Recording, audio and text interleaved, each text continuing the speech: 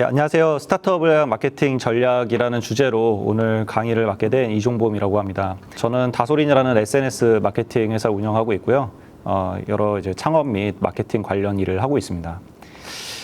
마케팅업을 하게 된 지는 지금 2010년부터 계속 해오고 있는데, 많은 기업들을 만나게 되고 대표님들을 만나게 되면서 여러 가지 기업의 마케팅 문제들을 듣게 됩니다. 그래서 같이 여러 가지 고민들을 해보면서 어떤 방법이 있을까 고민을 하게 되는데, 좀 공통적인 그런 고민들이 있으신 것 같아요. 우선 첫 번째로는 고객한테 뭔가 이렇게 열심히 확성기를 들고 고객의 귀에다 대고 이야기를 하는데, 고객은 잘 모르겠다, 안 들린다, 이런 표정을 짓고 있는 경우가 가장 답답한 경우인 것 같습니다.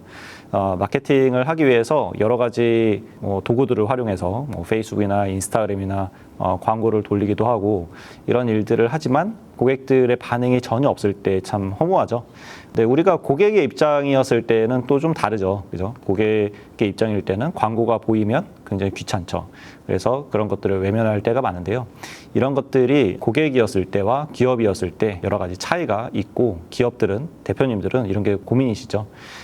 왜냐하면 이제 대부분의 스타트업들은 예산이 별로 없습니다. 그래서 정부 지원 자금이라든지 아니면은 매출이 나오면 그 중에 일부분을 마케팅 예산으로 사용하게 되는데, 초기 창업할 때는 마케팅 비용이 턱없이 부족하겠죠. 그러다 보니까는 어떻게 해야 할까? 실은 제일 왼쪽에 첫 번째 설명드렸던 저런 확성기를 구매해서 고객의 귀에다 대고 이야기하는 것도 굉장히 부러워하는 분들도 계시죠. 그 여유가 되지 않으시는 분들은 예산이 부족하기 때문에 어떻게 하면은 뭔가 무료로 해볼 수 있을까, 이런 것들 계속 고민하시게 됩니다.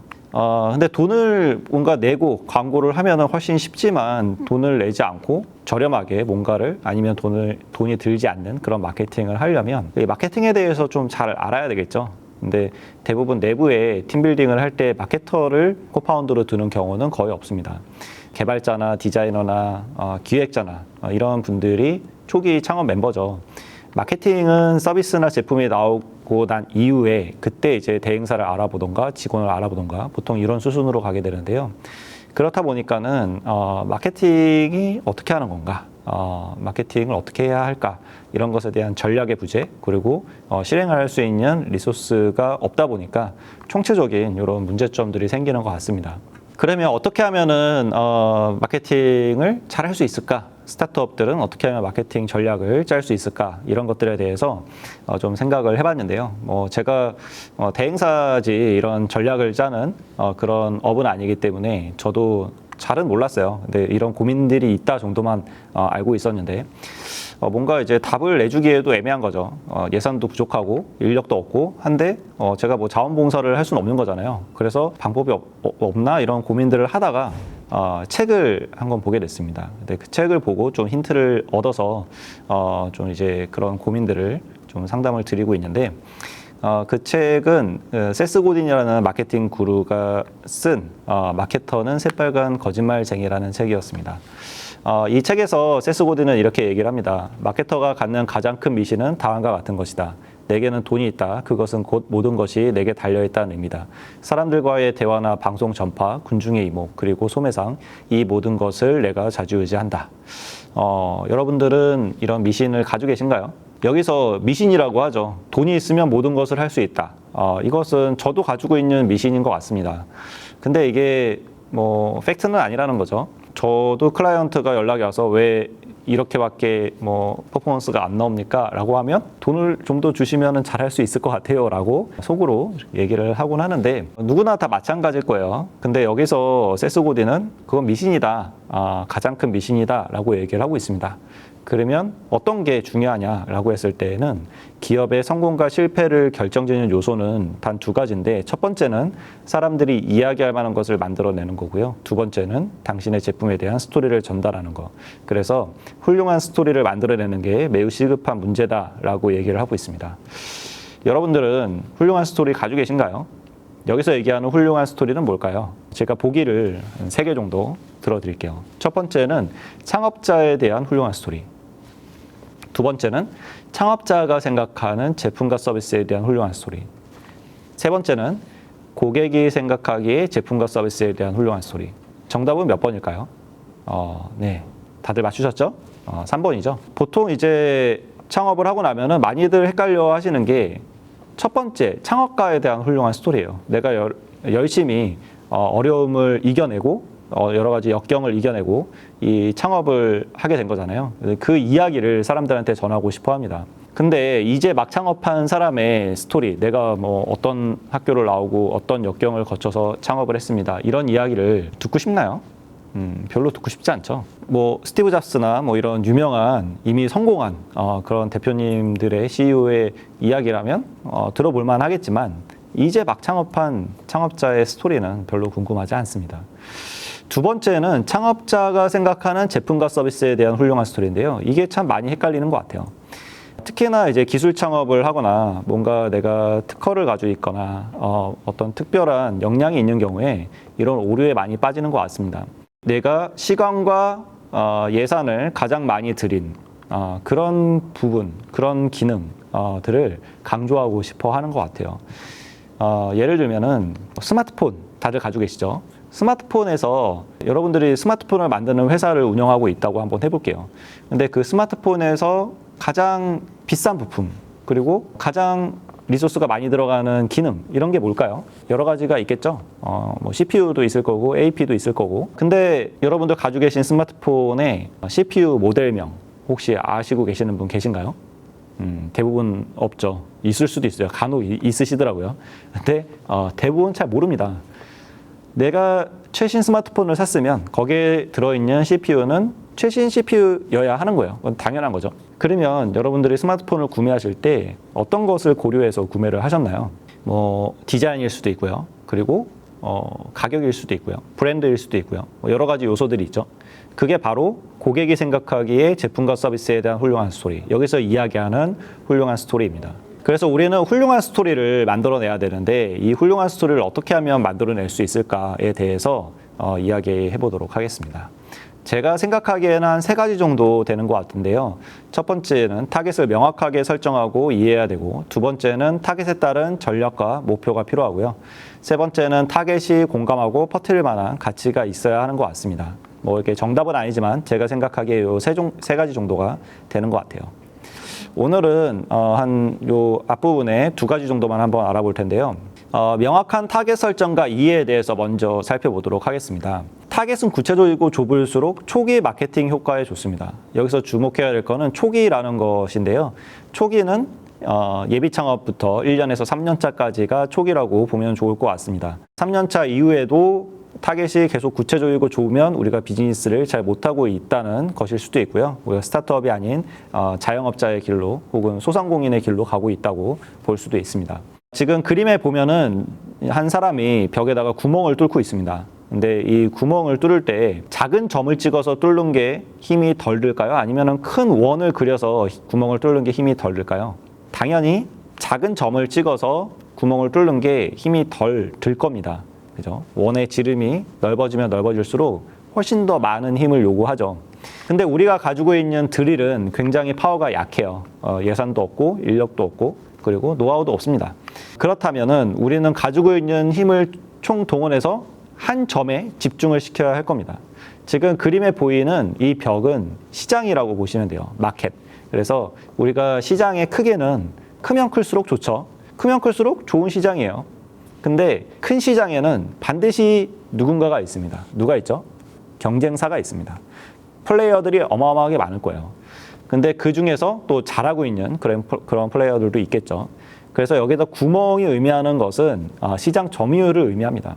그래서 플레이어들이 열심히 자기가 가진 그런 역량을 발휘해서 가지고 있는 리소스를 활용을 해서 구멍을 뚫는 거죠. 그래서 가장 잘하고 있는 경쟁사는 굉장히 큰 파워가 엄청 센 드릴을 가지고 어마무시하게 구멍을 뚫고 있을 거예요.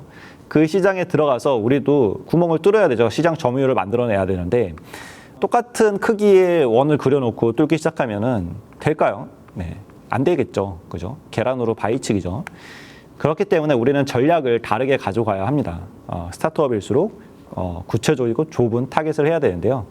작은 점을 찍어야 하는 거죠. 시장이 의미하는 바를 조금 설명드리면 시장은 뭘로 구성되어 있죠? 커스터머 세그먼트로 구성이 되어 있습니다. 커스터머 세그먼트는 뭘로 구성되어 있어요? 커스터머로 구성되어 있죠. 결국에 고객 한 명 한 명이 모여서 마켓을 이룹니다. 그래서 우리는 이 타겟을 구체적이고 좁게 한다는 거는 이 원의 크기를 작게 한다는 얘기예요. 그러면 이 점을 어디다가 찍어야 될까요? 가장 약한 부분에 찍어야 되겠죠. 이 가장 약한 부분은 어떻게 알아내죠?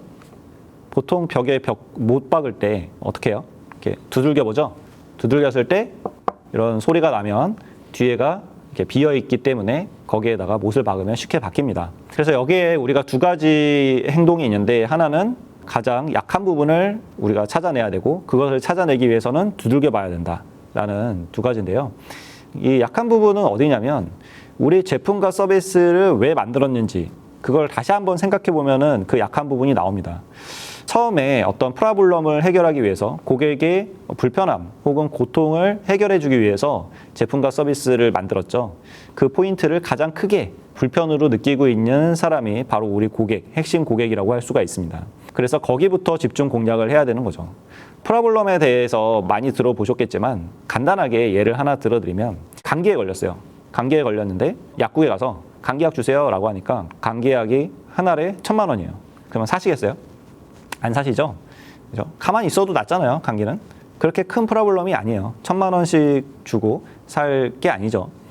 근데 내가 사기 말기 암에 걸렸어요. 그래서 온몸에 전이가 돼서 의사가 시한부 선고를 내렸는데 내일까지밖에 못 산대요. 하루만 딱 준 거예요. 근데 알약을 하나 들이밀면서 이거를 먹으면 깨끗하게 낫는다는 거죠. 근데 이게 알약이 한 알에 10억이래요. 사시겠어요? 사람의 목숨을 뭐 돈으로 환산할 수 없죠. 당연히 뭐 사야죠. 돈이 없으면 빚을 내서라도 사야 되고, 그것도 못하겠으면 훔쳐서라도 먹어야 되겠죠. 감옥에 가더라도. 그만큼 프로블럼이 큰 겁니다. 프로블럼의 크기가 이렇게 좀 설명을, 극단적인 얘기는 하지만 이렇게 설명을 드릴 수 있을 것 같아요. 그래서 이 프로블럼이 큰 우리 제품과 서비스가 해결하고자 하는 문제에 대해서 고통을 많이 느끼고 있는 사람이 첫 번째 타겟이 될 겁니다. 그러면 그 사람이 어디 있는지 어떻게 알아내죠? 두들겨 봐야 된다고 했는데, 고객을 직접 만나서 물어봐야 됩니다. 우리가 고객 인터뷰나 이런 거를 하게 되죠. 결국 그 연장선에 우리 마케팅도 포함이 되어 있는 겁니다. 그래서 고객이 그 정답을 알고 있어요. 근데 고객도 자기가 그게 정답인지 아닌지 잘 모릅니다. 그 안에 있는 어떤 행간들을 찾아내야 되는 거죠. 왜 이렇게 해야 되냐면, 타겟을 설정을 해야만 마케팅 채널을 효과적으로 활용할 수 있기 때문입니다. 타겟이 너무 넓어버리면은 그 사람들을 다 우리가 접점을 찾기 위해서 다양한 채널들을 운영을 해야 되는데, 그럴수록 리소스가 많이 들어가고 공부도 많이 해야 되겠죠. 근데 우리가 집중해야 될 타겟이 명확하다면 그 타겟이 가는 채널들이 분명히 존재할 거고, 그 채널은 많지 않을 거예요. 그러면 그 채널을 집중적으로 공략을 하면 적은 인원으로도 채널들을 효과적으로 활용할 수가 있을 겁니다. 그리고 메시지를 전하고 싶은 주요 고객층이 타겟이라고 보시면 됩니다. 그래서 타겟이 정해지면 타겟에게 전달할 메시지를 작성해야 되고요. 타겟이 퍼뜨릴 만한 메시지를 만들기 위해서 타겟에 대한 이해도 필요합니다.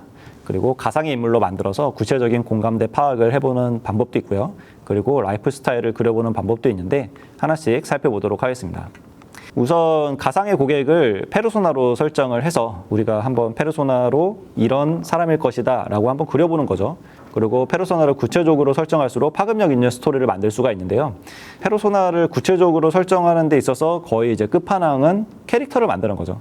그래서 저도 이제 플레이스라는 호텔 저희가 마케팅을 대행을 했을 때 그때 만들었던 그 캐릭터인데요. 여기는 핵심 타겟 고객이 29세 여성 중에 여행을 좋아하시는 분, 이분이 우리 타겟이었습니다. 그래서 그 분들과 가장 비슷한 모습을 한 그런 캐릭터를 만들게 되었고요.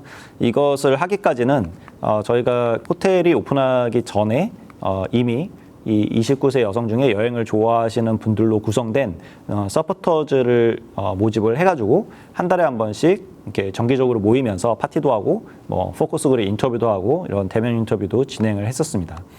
그걸 가지고 저희가 이 캐릭터를 만들었고요. 이 캐릭터는 만두피앙이라는 캐릭터인데, 여기 제주도를 좋아하니까, 또 여행을 좋아하니까, 제주도에 바람이 많이 불잖아요. 그래서 이제 망머리를 한 거를 저희는 만두머리라고 했고요. 그리고 이제 백팩을 여행을 좋아하니까 하나 메고 있고, 또 여성분이다 보니까 반려동물 되게 좋아하시잖아요. 그래서 플랭이라는 반려견도 한 마리 그려 넣었습니다.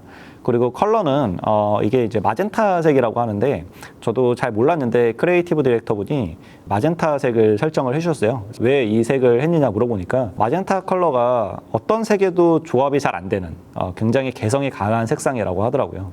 그래서 여행을 좋아하는 분들은 개성이 굉장히 강하잖아요. 그래서 저희가 마젠타색을 메인 컬러로 사용을 했습니다. 그리고 이 친구는 낙천적이고 굉장히 쾌활하고 긍정적이고 이런 친구예요. 근데 이제 스토리를 빌드업 해나가려면 컨텐츠를 만들 때 스토리를 만들려면은 기승전결이 있어야 되는데 너무 이제 긍정적인 얘기, 장점만 쓰다 보니까는 조금 반대되는 성향의 캐릭터가 필요했습니다. 그래서 나중에 이제 그려놓은 친구가 불만두라는 캐릭터인데요. 옆에 있는 요 불만이 가득해 보이는 이 친구가 이 만두피앙과 친구고요. 절친이고 대신 성격이 완전 이제 반대됩니다. 부정적이고 비관적이고 막 이런 친구예요. 그래서 뭐 예를 들어 성산일출병에 가는 리뷰를 컨텐츠로 한다라고 하면은 만두피앙은 올라가면서 너무 아름다워, 유네스코에 등록될 만해, 상쾌해, 뭐 이런 여러 가지 긍정적인 이야기들을 하게 된다면 이제 불만두가 옆에서 뭐 계단은 왜 이렇게 많어? 입장료는 왜 내는 거야? 이런 불만들을 계속 이제 토로하면서 스토리를 만들어 가는 거죠. 그래서 페르소나로 이런 가상의 스토리텔링을 해보면 타겟을 이해할 수가 있고요. 타겟이 무엇에 공감하는지에 대해서 접근할 수가 있고 타겟이 어떤 패턴으로 서비스나 제품에 접근하고 사용할지 가설을 세울 수가 있습니다. 그리고 또 중요한 게 여기 이제 가설을 세운다는 건데 요즘 이제 마케팅은 다 데이터들을 어마무시하게 많이 제공을 해줍니다. 페이스북이나 인스타그램이나 유튜브나 이런 채널에 광고를 하게 되면은 몇 초 동안 머물렀고 몇 번 클릭했고 어떤 디바이스로 접속했고 와이파이 환경인지 데이터 환경인지 이런 통신사는 어떻게 되고 이런 것까지 시시콜콜하게 다 데이터들을 제공을 해줘요. 데이터가 있으면 뭘 할 수가 있죠? 실험을 할 수가 있죠. 실험을 하기 위해서 필요한 건 가설이 필요합니다. 그래서 요즘에는 데이터 사이언스라든지 그로스 해킹이라든지 이런 것들이 마케팅의 굉장히 중요한 부분을 차지하고 있는데요. 가설을 세우고 실험을 하고 검증을 해서 보완을 해가는 우리가 린 스타트업 할 때 하는 방식과 굉장히 비슷하죠. 이런 일들이 마케팅에서도 동일하게 일어나고 있습니다. 그래서 이런 가설을 잘 세워야 실험에 대한 시간을 줄일 수가 있고 효과적인 결론을 얻을 수가 있는데요. 그러기 위해서는 우리가 타겟에 대해서 잘 이해하고 있어야 좋은 가설이 나옵니다. 그리고 이건 저희가 하는 방법인데 컨텐츠를 만들 때 페르소나가 태어났을 때부터 현재까지 매년 어떤 이슈가 있었는지를 살펴봅니다. 29세 여성이라고 한다면은 역으로 몇 년도에 태어났는지를 우리가 생각을 해볼 수가 있죠. 그러면 그때부터 지금까지 어떤 이슈들이 있었는지를 보면서 고객들의 공감대를 맞춰 나가는 겁니다. 또한 페르소나 연령대의 고민이나 즐거움, 문화, 세계관 이런 것들도 같이 살펴보게 되는데 우리 고객들한테 공감을 이끌어내기 위해서 컨텐츠로 인해 이제 공감을 이끌어내기 위해서 이런 것까지 다 조사를 하는 거죠.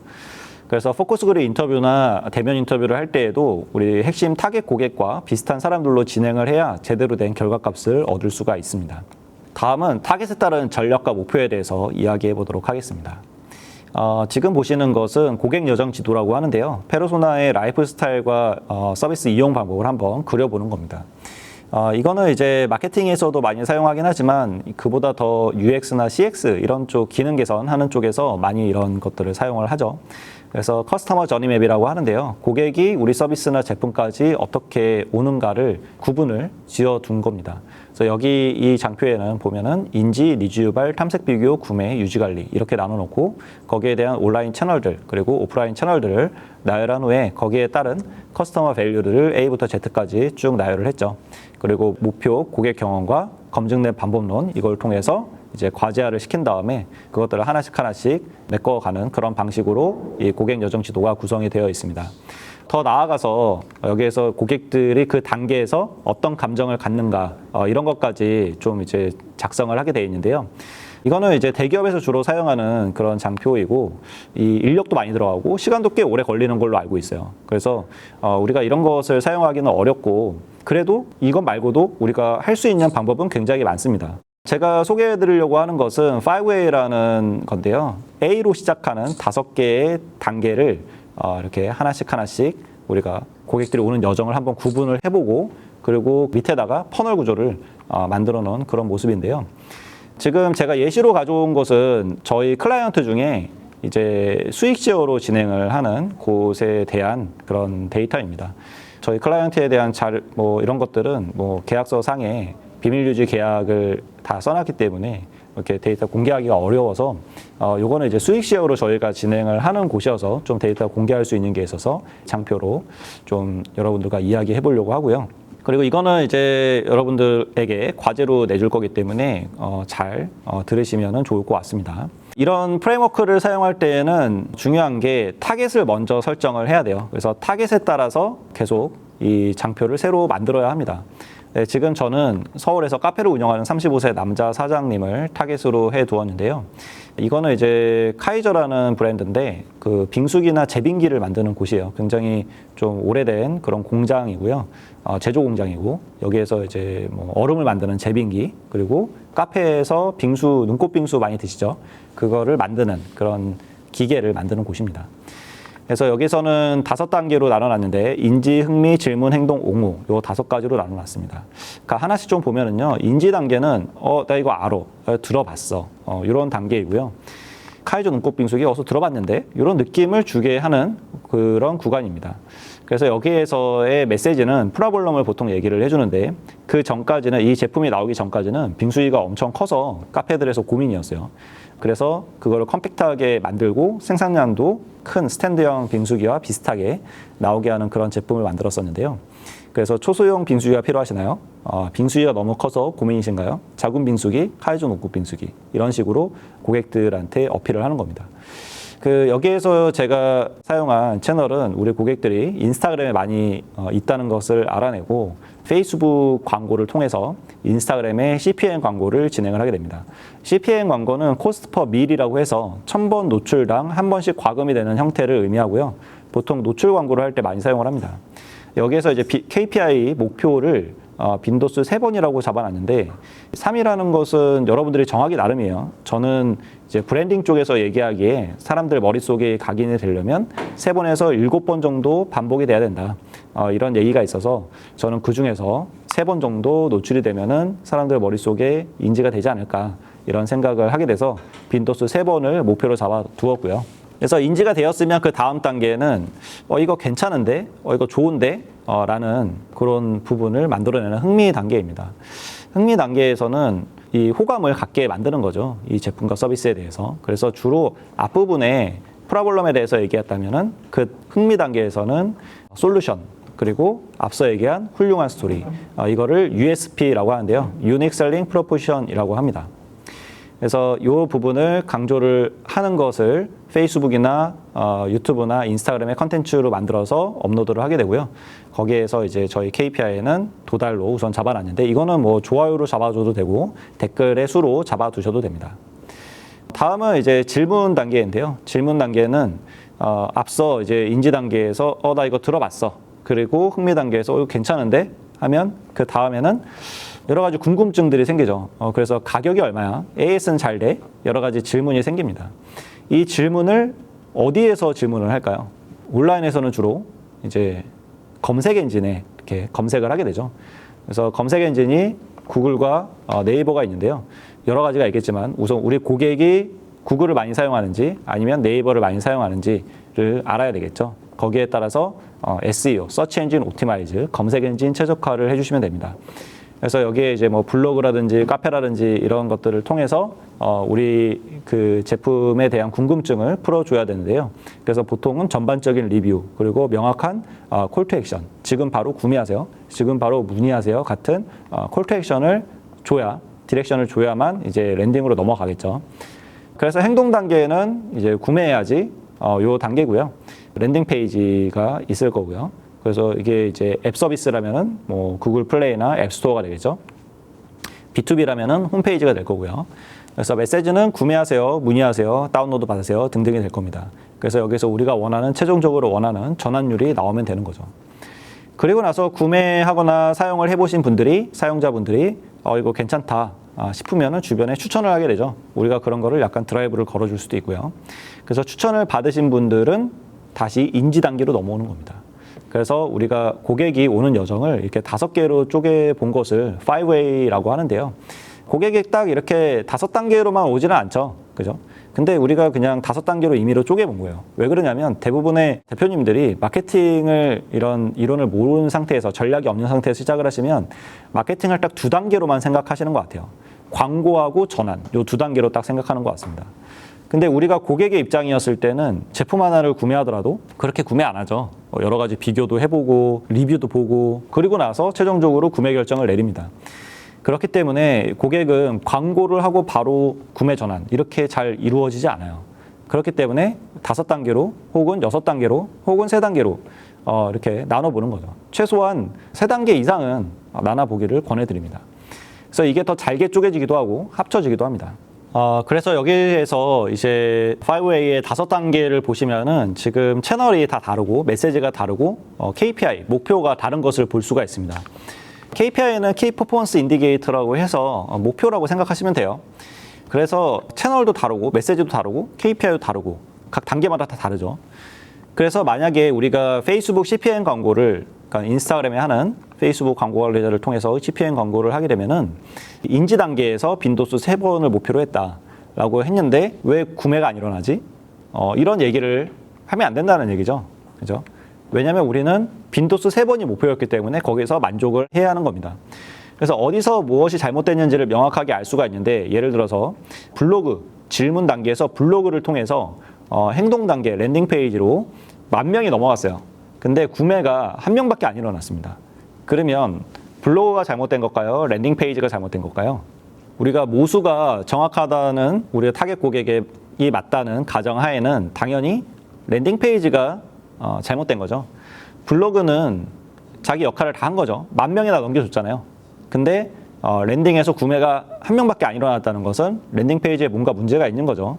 상세 페이지가 제대로 안 돼 있다든지 모바일에 최적화가 안 돼 있다든지 결제 수단이 뭐 별로 없다든지 아니면 결제가 잘 이제 오류가 많이 난다든지 뭐 등등 여러 가지 허들들이 있기 때문에 구매가 일어나지 않은 겁니다. 그러면 블로그를 개선하는 게 아니라 랜딩 페이지를 개선해야 되는 거죠.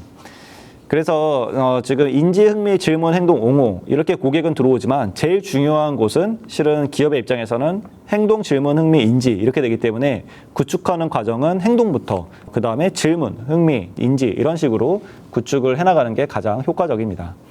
보통 이제 행동과 질문은 같이 가게 돼요. 들어오는 사람들이 얼마나 전환이 되는지를 알아야 되기 때문에. 근데 보통 이제 이런 랜딩 페이지를 좀 소홀히 하는 경우가 많이 있는 것 같습니다.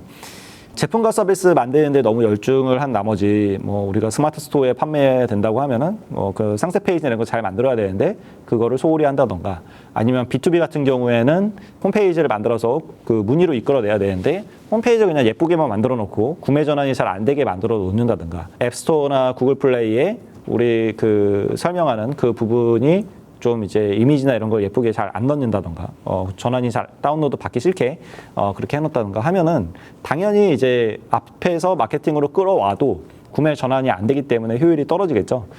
그래서 이 부분이 가장 중요하고요. 그 다음에 이제 보통 질문 단계는 대부분 검색 엔진의 단계이기 때문에 검색 엔진에 최적화하는 작업 요 2가지가 같이 들어가게 되고 그 이후에 이제 SNS나 이런 쪽을 진행을 하게 되는데요. 우리가 이런 것을 퍼널 구조라고 합니다. 퍼널이라고 하면은 한국어로 얘기하면 깔때기죠. 그래서 마케팅을 하는 거는 이런 깔때기를 만드는 과정이라고 볼 수가 있는데요. 비즈니스 모델이 저 병이라고 치면은 비즈니스 모델로 고객들을 끌어당겨야 되는데 이 끌어당기는 이 깔때기가 없거나 너무 작아서 그래서 이거를 크게 키우고 싶은 거죠. 우리 비즈니스 모델에 맞게 키우고 싶은 건데요. 그러기 위해서 이 깔때기를 만들 때에는 어디서부터 만들어야 될까요? 밑에서부터 만들어 나가야 될까요? 아니면 위에서부터 만들어야 될까요? 당연히 밑에서부터 만들어야 되겠죠. 위에서부터 만들면 어떻게 되죠? 물을 부으면 다 흘러내리겠죠. 밑에서부터 만들면 물을 부으면 조금밖에 들어가지 않겠지만 그 조금이 다 이 병 안으로 들어가게 될 겁니다. 그래서 밑에서부터 조금씩 이 퍼널 구조를 넓혀서 가게 되는 건데요. 그래서 랜딩 페이지가 중요하고 검색 엔진이 중요하고 그 다음에 SNS를 하게 되는 겁니다. 근데 대부분의 스타트업들이 실수하는 것 중에 하나가 처음부터 인스타그램이나 이런 데 브랜딩을 하겠다고 SNS 마케팅부터 진행을 하게 됩니다. 근데 이제 결국에 랜딩으로 들어오는 데서 다 고객들을 놓치기 때문에 브랜딩이 되지 않죠. 브랜딩은 많이 팔려야 어쨌든 브랜딩이 되는 거기 때문에 그 여지가 생기는 거죠. 그래서 브랜드 어셋을 가지고 있고 브랜드 자산을 가지고 있는 건 중요하지만 브랜딩을 처음부터 시작하는 것보다는 우선은 랜딩 페이지와 그 질문 단계를 확실하게 견고하게 해두고 나서 그 다음에 브랜딩 작업을 하시기를 권해드립니다. 마지막에 이제 보이는 이 그림처럼 비즈니스 모델이 너무 작은데 깔때기가 너무 커도 문제가 생길 수 있어요. 이런 것들은 특히 자영업자들이나 소상공인 분들한테도 많이 일어나는 일들이긴 한데요. 백종원의 골목식당 뭐 이런 거 보면은 그런 일들을 흔히 볼 수 있죠. 음식점에 들어가는 테이블 5개밖에 없는데 거기에 방송을 탄 다음에 사람들이 줄을 막 이렇게 새벽부터 와서 길게 서 있으면은 다 사람들이 들어갈 수가 없죠. 그래서 거기에서 이제 백종원 씨가 내는 솔루션은 번호표를 나눠주죠. 그래서 하루에 100인분이면 딱 100인분만 팔 수 있게 만들어 두는 거죠. 그렇게 하지 않으면 막 사람들이 중구난방으로 들어오게 되면서 돈가스라고 치면은 돈가스를 충분히 익혀야 되는데 마음이 급해지니까 이제 뭐 덜 튀기게 되고 그러면 이제 서비스 품질도 안 좋아지고 제품도 품질도 안 좋아지기 때문에 이게 또 이제 악소문이 날 수가 있죠. 이런 악순환의 반복이 될 수가 있기 때문에 이럴 때에는 비즈니스 모델을 더 키워줘야 됩니다. 매장을 확장한다거나 프랜차이즈를 한다거나 이런 식으로 확장을 해야 하는 거죠. 제일 좋은 방법은 이 병이 아니라 비즈니스 모델이 풍선처럼 이렇게 늘어났다 줄어들었다 이렇게 할 수 있는 거면 가장 좋은 것 같습니다. 우리가 지금 잠재 고객이 있고 그들을 이 퍼널 구조, 깔때기를 통해서 광고를 통해서 실제 고객으로 만드는 그 작업을 하고 있는데요. 여기에서 고객이 다시 이탈하게 되면은 또다시 우리가 인력과 예산을 들여서 광고를 해서 고객으로 다시 끌어당겨야 합니다. 굉장히 비효율적이죠. 근데 여기에서 고객 관계 관리, 우리가 비즈니스 모델 캔버스에서 커스터머 릴레이션십이 있죠. 그 부분을 좀 견고히 해둬서 우리 비즈니스 모델 안에서 뭔가 이제 계속 재구매가 일어나고 업셀링이 진행되고 크로스셀링이 진행되게 이렇게 만들어야 거기서 충성 고객이 나오게 되고 충성 고객을 통해서 우리가 이 비즈니스 모델이 더 원활하게 돌아갈 수가 있게 되는 거죠. 그래서 이렇게 풍선이 커지게 되면은 그 안에서 재구매가 계속 매출이 일어나고 있기 때문에 깔때기가 그렇게 크지 않아도 충분히 잘 그 안에서 생태계가 이루어질 수가 있습니다. 그래서 마케팅 비용을 줄일 수가 있는 가장 중요한 포인트가 실은 비즈니스 모델 단계에서 이런 고객 관계 관리가 얼마나 잘 되어 있느냐 이런 게 중요하고요. 충성 고객이 이탈하게 되면 아무리 돈을 들여도 안 오죠. 실망을 해서 나가신 거니까. 그래서 이런 것들을 구축을 할 때 행동 단계부터 구축을 해야 된다고 했는데 행동 단계 구축할 때 조금 이제 팁을 드리자면은 주로 B2B나 아니면 B2C 중에서도 자사모를 하시는 분들 이런 분들한테 추천드리는 방법은 우선 랜딩 페이지에 들어온 고객을 분석을 해야 돼요. 들어와서 어떻게 행동하는지, 어디서 들어왔고 들어와서 뭐 하고 어디서 나가는지 이런 것들을 추적하고 분석하고 테스트할 수 있어야 됩니다. 제가 한 5가지 도구들을 소개를 시켜드리려고 하는데요. 우선 왼쪽 하단에 있는 구글 애널리틱스 같은 경우는 여기 있는 건 다 이제 무료 도구이고요. 구글에서 제공하는 분석 서비스인데요. 구글 애널리틱스를 설치를 해두면 사람들이 어디서 들어왔는지 그리고 들어와서 어떤 페이지를 방문했는지 어떤 페이지에서 나갔는지 이런 것들을 다 분석을 해줍니다. 그리고 네이버 애널리틱스도 있는데 네이버 애널리틱스와 구글 애널리틱스 같은 경우는 저 같은 경우는 둘 다 설치를 해놔요. 데이터를 수집하는 방법이 약간 달라서 수치가 약간씩 달라요. 그래서 약간 트렌드를 보기 위한 보조지표로서 활용을 합니다. 그 다음에 이제 페이스북 픽셀이라는 게 있는데 이거는 우리 고객이 페이스북이나 인스타그램에 있다라고 했을 때에만 설치를 해주시면 됩니다. 페이스북 픽셀 같은 경우는 이게 리타게팅을 하게 해주는 서비스인데요. 페이스북에서 무료로 제공하는 서비스이고요. 스크립트 코드를 본문 안에다가 바디 안에 이렇게 넣으면은 적용이 됩니다. 근데 이제 이거를 미리 설치를 해둬야 돼요. 그물처럼 미리 이렇게 설치를 해두고 그리고 고객들을 잡아내는 그런 방식인데요. 페이스북 픽셀을 랜딩 페이지에 설치를 해두면 고객이 페이스북 광고를 통해서 만약에 들어오거나 인스타그램을 통해서 들어오게 되면 그 사람들의 아이디를 암호화해서 저장을 해둡니다. 최대 180일, 6개월 동안 저장을 해둘 수가 있고요. 그래서 그 사람한테 다시 한번 메시지를 보낼 수가 있는 거예요. 예를 들어서 장바구니에 담아놓고 어떤 사람이 그냥 이제 구매하지 않고 이탈을 했다면 장바구니에 담은 사람들만 타겟팅을 해서 광고를 할 수가 있어요. 그래서 그 사람한테 광고할 때는 지금 장바구니에 있는 거 구매하시면은 50% 할인 쿠폰 드리겠습니다. 뭐 이런 식으로 광고를 해볼 수가 있겠죠. 이런 게 가능하게 해주는 게 페이스북 픽셀이기 때문에 미리미리 설치를 해두셔야 되고요. 그 다음은 이제 구글 옵티마이즈라는 건데요. 이것도 구글에서 무료로 제공하는 도구이고요. 이거는 A/B 테스트를 해볼 수 있게 해주는 서비스입니다. 보통 A/B 테스트를 하게 되면은 많은 이제 비용이 들게 되는데 여러 가지 컨디션이 동일해야 되고 같은 기간 내에 우리 변수만 이렇게 바뀌어야 되는 거잖아요. 그래서 이 구글 옵티마이즈를 사용하면 그런 것이 이제 가능하게 됩니다. 예를 들어서 지금 구매 버튼이 파란색인데 구매 버튼을 빨간색으로 하면은 뭐 구매가 더 잘 될 것 같은 거죠. 그런 가설을 세워두고 테스트를 하고 싶어요. 그러면 구글 옵티마이즈를 통해서 A, B를 설정을 할 수가 있습니다. A는 원본 그대로 두면 되겠죠. 파란색 버튼으로. 그리고 B 같은 경우는 빨간색 버튼으로 만들어줘야 되는데 보통 이런 경우는 디자이너나 개발자한테 부탁을 드려야 됩니다. 그죠? 근데 구글 옵티마이즈를 설치를 하면은 그냥 마우스 클릭만으로 버튼색을 다 바꿀 수가 있어요. 굉장히 직관적인 인터페이스로 랜딩 페이지를 다 바꿀 수가 있고요.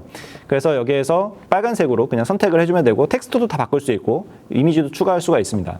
그리고 나서 유입률을 정해요. 보통은 50대 50으로 정해놓게 되고요. 그러면은 그 기간 내에 100명이 들어오게 되면은 50명은 랜덤으로 파란색 버튼을 보게 되고 50명은 랜덤으로 빨간색 버튼을 보게 됩니다. 그리고 이거에 대한 이제 구글 애널리틱스랑 목표를 연동시켜 두면은 구매를 하는지 안 하는지 뭐 이런 것들을 추적을 해줘요. 그래서 최종적으로 그 데이터들을 분석을 해서 이게 유효하다, 유효하지 않다 이런 결론을 내줍니다. 유효하다고 하면은 빨간색 버튼으로 바꿔야 되는 거죠. 빨간색 버튼이 구매에 영향을 끼친다는 거예요. 그러면 이제 그 자료를 가지고 개발자나 디자이너한테 가서 빨간색으로 바꿔주세요. 그러면 리즈너블한 이유이기 때문에 바꿔주겠죠. 그죠? 그리고 만약에 유의하지 않다라고 나오면 이게 별 고객한테 의미가 없는 거예요. 빨간색 버튼이나 파란색 버튼 바꿔든 구매에 영향을 끼치지 않는다는 얘기죠. 그래서 이런 테스트를 해볼 수 있게 해주는 게 구글 옵티마이즈이고요. 그리고 이런 것들을 설치를 하려면 스크립트 코드를 랜딩 페이지에 넣어야 되는데 이런 거를 넣을 때는 개발자한테 매번 부탁을 드려야 됩니다. 우리가 괜히 이제 잘못 건드렸다 큰일 날 수 있기 때문에. 근데 매번 이제 부탁할 때마다 좀 미안하죠. 그래서 마케터 같은 경우는 구글 태그 매니저라는 거를 또 설치를 해요. 이 구글 태그 매니저 같은 경우는 이거를 설치를 해두면은 구글 태그 매니저를 통해서 이런 애널리틱스나 옵티마이즈나 아니면 페이스북 픽셀 같은 것들을 다 설치를 굉장히 쉽게 할 수가 있습니다. 그래서 만약에 이제 홈페이지를 외주로 준다거나 할 때에는 거기에다가 외주 개발사한테 꼭 구글 태그 매니저를 설치를 해달라고 부탁을 하면은 설치를 해줄 거예요. 그러면 그걸 통해서 구글 애널리틱스나 옵티마이즈나 픽셀이나 이런 거 설치를 하시고 관리를 하시면 됩니다. 주로 이제 마케터들이 이 태그 매니저는 많이 사용을 하고요. 그래서 이런 것들을 이제 무료로 사용할 수 있는 툴이고요. 그리고 여기 보여지는 부분들은 이제 유료로 사용할 수 있는 툴들인데 이거는 고객 관계 관리를 하는 방법들인데 이거에 대해서는 저희가 그 대면 강의 때 좀 더 구체적으로 이야기 드리도록 하겠습니다. 행동 부분을 진행을 했으면 다음에는 이제 질문 단계입니다. 질문 단계는 기본적으로 우리 상호명이나 서비스명으로 검색을 했을 때 나오는 모든 영역을 선점하는 게 가장 좋습니다. 그래서 아직 그 서비스명이나 제품명을 정하지 않았다면은 한번 검색을 해보시고 그리고 검색어가 많이 나오지 않는 그런 상호명이나 상표명으로 지정을 해주시면 훨씬 더 마케팅을 효율적으로 하실 수 있습니다. 온라인에서는 이 검색을 했을 때 나오는 모든 것들이 다 우리의 경쟁사라고 보면 돼요. 그래서 되도록이면은 우리 거를 검색했을 때 아무것도 안 나오는 그런 키워드가 가장 좋은 네이밍이라고 볼 수가 있을 것 같습니다. 흥미나 인지 단계는 딱 이렇게 세 단계로 하면은 가장 효과적인 것 같은데요. 우선 하나의 채널을 섭렵하고 킬러 컨텐츠를 개발해서 채널을 확장한다. 요 세 가지를 아시면 좋을 것 같습니다. 채널들을 벌려놓고 시작하는 거는 좋지 않아요. 왜냐하면 채널들을 운영할 때마다 채널 하나마다 들어가는 리소스가 굉장히 높기 때문입니다. 인스타그램과 페이스북만 해도 같은 회사긴 하지만 알고리즘이 다르고 업데이트되는 주기가 달라요. 그리고 유행하는 컨텐츠도 다릅니다. 유튜브 같은 경우도 요즘에는 이제 쇼츠 그런 게 유행이죠. 그리고 블로그도 알고리즘 계속 바뀌고요. 틱톡도 계속 변화하고 있습니다. 그래서 우리 고객들이 가장 많이 가는 채널들이 어딜까? 우선 우리 고객들이 있는 채널들을 쭉 설정을 해두고 써보시고 거기에서 우선순위를 정하는 거예요. 우리 고객이 제일 많이 있는 데부터 우선순위를 정하셔서 인스타그램에 제일 많이 있다. 그러면 우선 인스타그램만 시작을 하시면 됩니다.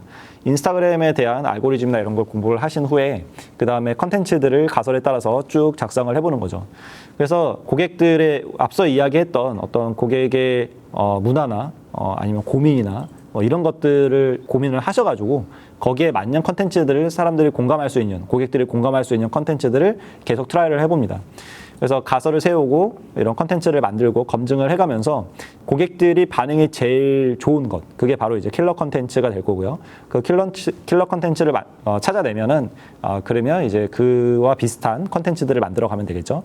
그리고 나서 다음 채널로 넘어가는 거예요. 페이스북으로 넘어가면 이때는 우리가 컨텐츠에 대한 어떤 트라이를 해보지 않아도 되죠. 페이스북에 대한 그 당시에 페이스북에 대한 알고리즘만 공부를 하시면 됩니다. 이런 식으로 채널을 늘려가면은 적은 인력으로도 여러 채널들을 운영할 수 있습니다.